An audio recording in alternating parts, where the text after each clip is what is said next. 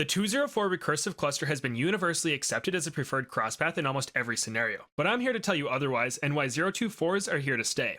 We'll start by comparing the two crosspaths straight up. The 204 recursive cluster has double the pierce, 2 damage for every explosion, and attacks every 1.5 seconds, while the 024 has its normal pierce, 1 damage for every explosion, and attacks every 0.9 seconds. Right now we have a clear winner. The 204 recursive cluster does double the damage and has more pierce, whereas the 024 only attacks 66% faster.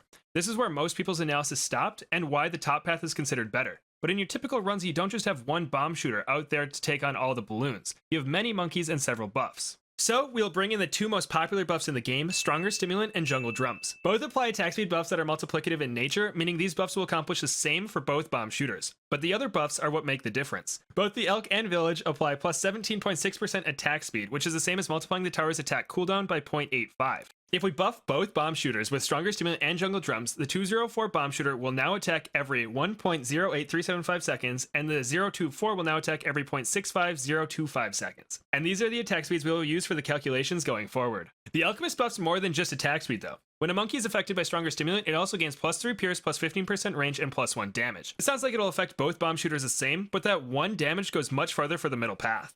Assuming full uptime on Stronger Stim, the 204 will now have 3 damage per explosion and shoots every 1.08 seconds, giving it an average of 2.77 damage an explosion per second.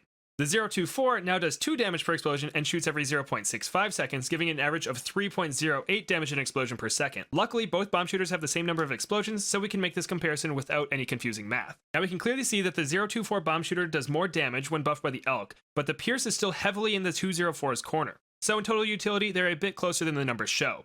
But there's one final thing that decides this debate, and that is the acidic mixture dip buff that is also thrown by the Alchemist. This buff makes affected monkeys deal plus 1 damage to ceramic and mob class balloons, meaning the two bomb shooter crosspaths get even closer together in damage, making the 024 much better. If we assume only ceramics or mobs, the 204 will do 4 damage per explosion, giving it 3.69 damage an explosion per second, and the 024 will do 3 damage per explosion, giving it 4.61 damage an explosion per second, which blows the 204 out of the water. I have two takeaways from this. The first is that this is very nice if you plan on going the bomb blitz, as the 025 bomb shooter is a better crosspath.